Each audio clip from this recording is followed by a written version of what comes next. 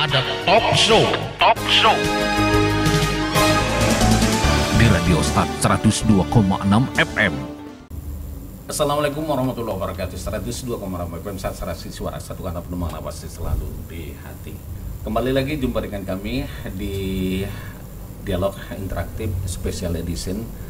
Kali ini sahabat di Start FM telah hadir di studio 3. Ada 4 narasumber kita. Barangkali Anda sudah mengenal masing-masing dan sudah sedikit memahami apa sebenarnya topik pembicaraan kita untuk kali ini di Dialog Interaktif Spesial yang kali ini bekerja sama dengan Dinas Kesehatan Kabupaten Mandailing Natal. Nah, kita akan berbicara bagaimana sebenarnya untuk mengupas tuntas kembali vaksinasi COVID-19. Ternyata di tahun 2022 ini virus corona COVID-19 ini belum tuntas di negara kita.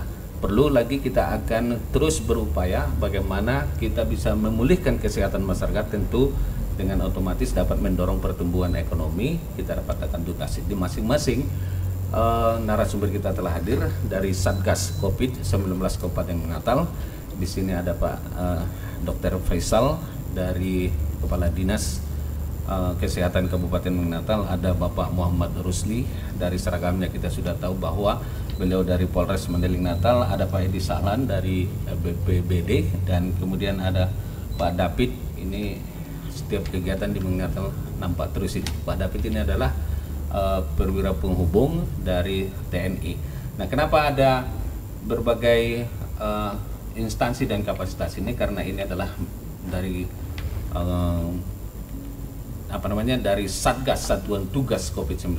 Nah, sahabat Start FM, upaya pemerintah untuk menyediakan vaksinasi kepada seluruh masyarakat, khususnya di Kabupaten Mandailing Natal ini, dan juga kepada seluruh tenaga kesehatan nakes, ini merupakan perjalanan yang panjang ya, serta telah melalui pengkajian dari segala aspek untuk menetapkan pilihan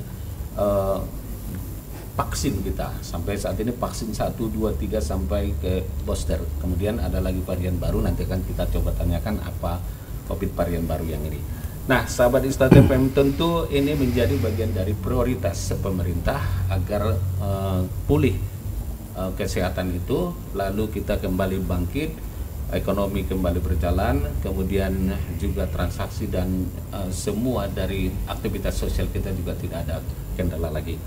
Nah, kita coba bertanya kepada Pak Kadis Kesehatan dulu, Pak Dokter. Selamat hadir kembali di studio, Pak Dokter. Mudah-mudahan betah di sini dan dapat kita memberikan penjelasan kenapa. Padahal kan kita sudah di tahun, kalau nggak salah ini COVID-19 ini berawal di tahun 2020 kalau nggak salah ya, 2 tahun sudah kita lalui. Nampaknya kalau di Kabupaten Natal juga sudah normal, aktivitas sosial juga tidak ada lagi pembatasan dan segala macam. Tapi kenapa kita di sini harus divaksin lagi? Nah, inilah penjelasan dari Pak Dokter ini, dan penjelasan dari Dinas Kesehatan sendiri ya. Ya, baik, terima kasih Bang.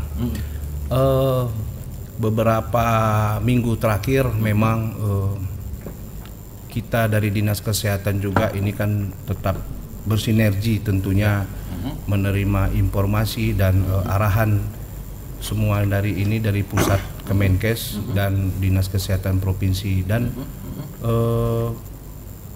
aktivitas kita juga termasuk mengenai derajat kesehatan masyarakat juga patronnya tetap dari pemerintah, yang mana untuk penyakit COVID-19 ini secara lingkup dunia juga itu kita bagian dari dunia juga. Indonesia ini ada peningkatan itu varian terbaru COVID XBB namanya, XBB, Bang ya? XBB. Ini singkatan atau gimana? Ini dari penamaan dari virus ini, dia regenerasi dari virus yang sebelumnya, yang mana ini laporannya itu masuk ke Singapura, India dan Bangladesh. Ya. Ini varian terbaru ini kecepatan penularannya dan juga kemampuannya untuk menembus ketahanan tubuh, imunitas tubuh dari perlakuan vaksin yang sudah kita lakukan lumayan tinggi. Lumayan tinggi ya? Iya, jadi seperti di Indonesia ini saat ini 2 hari yang lalu laporan daripada ini kita dapat dari Kementerian Kesehatan itu sudah menyentuh angka 8.000 kasus per hari. 8.000 kasus per hari Per ini hari. yang terinfeksi. Terinfeksi ya. Terinfeksi ya, oke. Nah, untuk Sumatera Utara sendiri ini sampai hari ini itu laporannya sekitar 45 sampai 100 kasus ya per hari per hari ya. sampai hari ini. Jadi dan arahan dari Kemenkes juga tentunya melalui Satgas juga ini dengan kita memperkuat vaksin kembali, yang mana ini vaksin kita ketahui bersama ini kan jangka waktu imunitas di tubuh ini pos vaksin sebelumnya ini selama 6 bulan.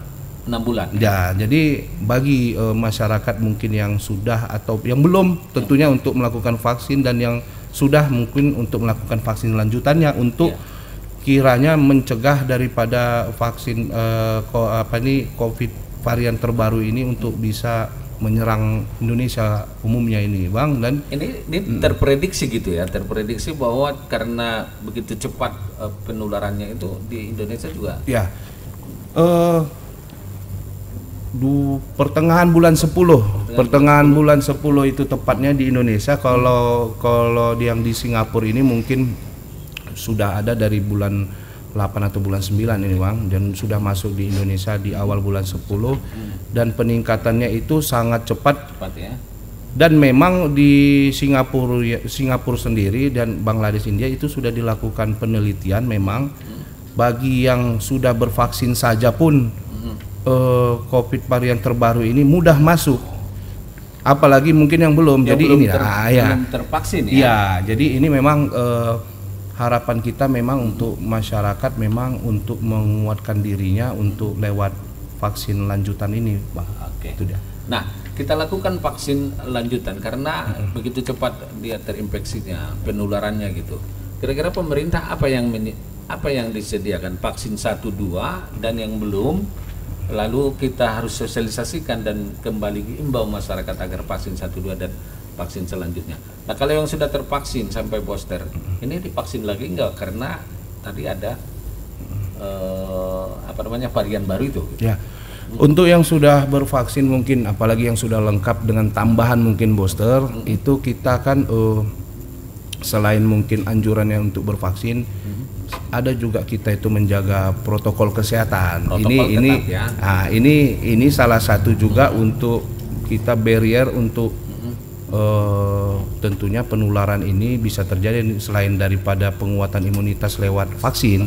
Jadi apabila ini sudah terlaksana yang booster ini, ya sudah cukup dengan menerapkan protokol kesehatan. Nah, jadi kita pemerintah khususnya bisa bekerja untuk lebih berkonsentrasi bagi masyarakat tentunya yang belum ataupun yang belum lengkap untuk mendapatkan vaksin ini. Karena Bang Anda ini perkiraan para ahli puncak lonjakannya ini lebih kurang pertengahan Desember, apalagi Desember ini puncak-puncak Natal dan Tahun Baru. Tahun Baru ya. Jadi di setiap ada ada kegiatan sosial kemasyarakatan, agama dan segala macam itu paling cepat kerumulannya.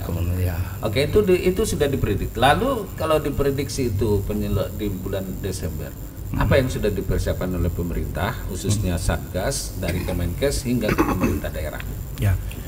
Kita dari Dinas Kesehatan tentunya melalui Dinas Kesehatan Provinsi semenjak tanggal 20 di Dinas Kesehatan kita memang sudah mengeluarkan himbauan ya. Untuk kita mungkin fasilitas kesehatan tentunya untuk menyiapkan kembali sarana fasilitas untuk penanganan COVID ini, baik itu tempat isolasinya dan perlengkapan kesehatannya. Dan untuk petugas kesehatannya untuk memperkuat tracing, testing yang 3T itu, Bang. 3T ya, tracing, testing. Jadi berdasarkan lonjakan juga dan berdasarkan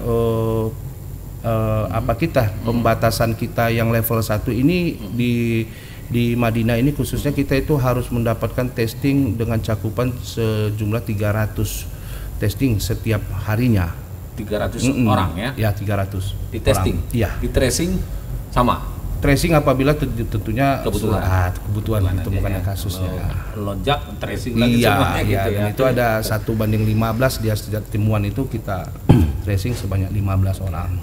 Ini kan menjelang, diprediksi menjelang Natal, Tahun Baru, ya, diperkirakan juga di bulan April itu puasa, Lebaran gitu. Ada nggak prosedur yang dari pihak kepolisian kembali untuk membatasi aktivitas masyarakat begitu? Baik, terima kasih Bang. Kami dari Polres. Kegiatan-kegiatan itu memang terus kami laksanakan dengan sandi operasi justisi. Jadi kami setiap hari dan setiap malam melaksanakan menghimbau kepada masyarakat untuk tetap menjaga protokol kesehatan. Dan masyarakat kita ini sekarang masih patuh dan taat kepada prokes itu gitu. Yang kami pantau saat ini memang ya? masyarakat pun agak kurang lah. Kurang mematuhi karena mereka beranggapan bahwa kemungkinan tidak ada lagi. Tidak ada lagi gitu. Dan karena sudah dilonggarkan oleh pemerintah. Tapi kami menghimbau juga di sini dengan dilonggarkan pemerintah harus juga menaati protokol kesehatan. Karena apa yang dibilang Pak Dokter tadi, varian baru ini cepat menjangkitkan atau menularkannya. Bagi yang yang sudah tervaksin juga masih rentan gitu ya. Masih rentan. Masih rentan itu.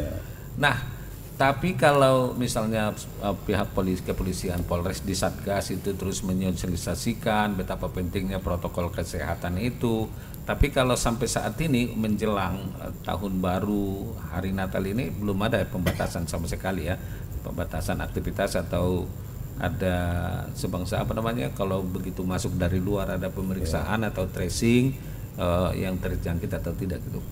Kami sampai saat ini belum ada perintah untuk sampai ke situ. Tapi hanya sifatnya menghimbau dan terus menghimbau. Oke. Ini memang tugas polisi ya? Iya. Dan terus polisi semua banyak tugasnya. Kenapa? Tidak hanya Kantipmas saja gitu ya? Tidak. Kenapa? Karena dengan meningkatnya COVID-19 di Indonesia atau di menjelang Natal, ekonomi kita akan anjlok. Makanya itu polisi berusaha untuk jangan terjadi di wilayah kita ini meningkatnya COVID-19. Kalau ekonominya rendah, daya belinya itu Kantipmasnya terganggu ya? Terganggu lah, sudah jelas itu Pak. Banyak terganggu dia. Banyak nanti kemalingan dan sebagainya. Oke. Baik, Pak Pabung, bagaimana nih posisi TNI di sini, kemudian kapasitas TNI terlibat gitu karena memang TNI dari rakyat untuk rakyat, manunggal gitu.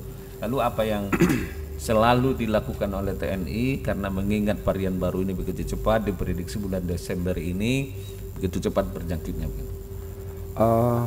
Begini Bang ya, terima kasih banyak Bang ya. Iya. Kami Kodim 0212 Tapus Selatan yang saat ini dipimpin oleh putra daerah juga, Kol Amrijal. Amrijal ya. Mendukung sepenuhnya program pemerintah. Ini salah satu program pemerintah khususnya Kabupaten Mandailing Natal. Siap 24 jam. Siap 24 jam. Kalau dipanggil Pak Dokter, siap 24 jam. Siap kali pun. Siap kali, apalagi Bupati kita saat ini dipimpin oleh Jafar Sueri dengan Atika Asmi Utami. Iya, betul. Ini kan juga pasti setiap pemimpin pasti berusaha bagaimana ekonomi masyarakat tidak terganggu. Iya. Nah, sementara ini kita ini masih level 1. Level 1 kita ini ya. Artinya belum terbebas nih ya. Belum. Cuman level 1 sudah bisa kita mengikuti kegiatan sehari-hari. Sudah bisa buat kegiatan. Ya. Nah, dengan vaksin ini salah satu selain prokes ya. Untuk tidak meningkatkan level. Nah, kalau ini terjadi peningkatan level, maka terjadilah pembatasan. Nah, kalau sudah terjadi pembatasan, berarti ekonomi kita akan lambat. Itulah dikhawatirkan Bupati kita nih sekarang. Bupati konsen sekali gitu ya. Artinya dia lebih fokus bagaimana khususnya masyarakat kita untuk selalu vaksin gitu ya. Vaksin ini adalah salah satu untuk mencegah terpaparnya COVID ya. dan mencegah juga peningkatan level. Ya. Nah, dengan peningkatan level, ekonomi kita terganggu, masyarakat kita udah sulit. Jangan sampai gitu ya. Jangan sampai. Oke, baik. Sahabat Istat FM, kita semakin asik perbincangan kita. Kita akan tanya, ada nggak kira-kira nanti fasilitas untuk melakukan vaksinasi massal ini? Nantikan dialog interaktif spesial edisi ini setelah pariwara berikut ini. Greatest music on the Paradise Island, Sun FM.